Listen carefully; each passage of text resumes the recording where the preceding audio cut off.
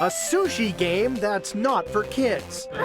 An open kitchen firing inventive dishes to a fun and funky poolside space. And drinks that are definitely the bomb. There are just so many reasons why you gotta go to Hojoko.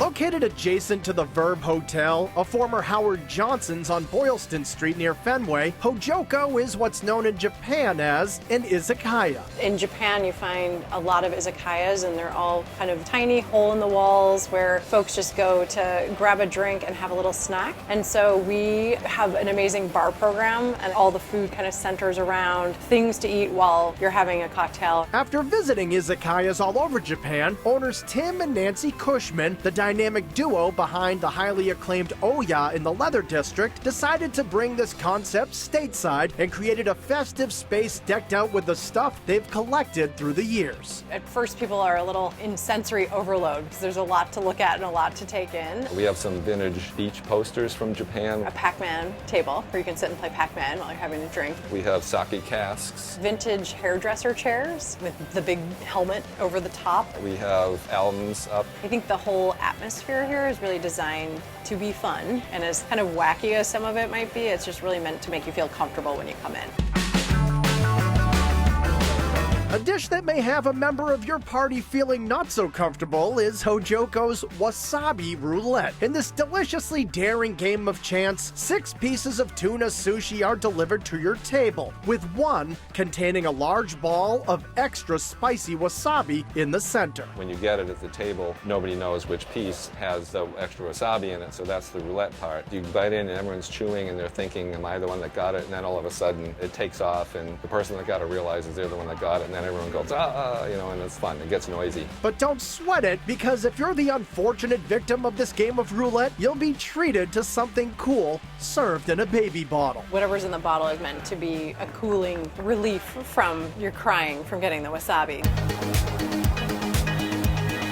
If raw fish ain't your thing, Hojoko still has you covered. If you like sushi and that's what you're familiar with and you like raw fish, that's great. If you're a steak and potatoes person, then we can give you that satisfaction also. So there's everything from giant buttermilk brined chicken wings to pot stickers stuffed with shrimp and pork to juicy chicken thighs fired up on a Japanese robota grill and served on a stick. The Dogzilla is a monstrous hot dog that's wrapped in bacon, stuffed with jalapenos and cheese, and topped with bonito flakes. When you bite in, you get the slightly spicy pickled jalapeno, the melty gooey cheese, the smoky bacon, the sweet sauce, and then those bonito flakes are actually smoky, so you get that additional umami punch to your face. A hot dog is already pretty indulgent, and we just jack it up 10 times from there.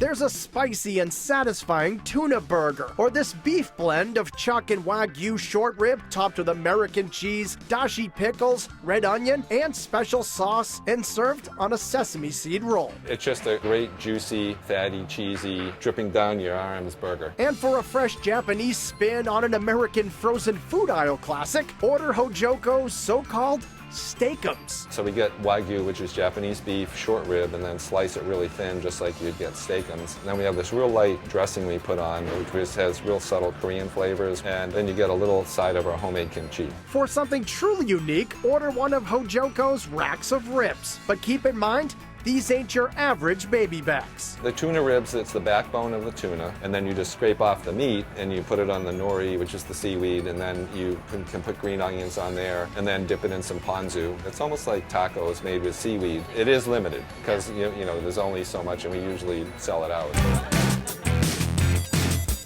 Since traditional izakayas are drinking establishments, there's tons to choose from at Hojoko's bar. From cups of sake sealed for freshness, to fun festive cocktails, to spins on sake bombs, using a variety of beverages plunked into each other for a drink that causes quite a stir. You rest it on top of the glass, and then when you slam the glass on the table, the little shot of sake falls into the glass, and then you drink the whole thing. And you're supposed to chug it. At one time. Down.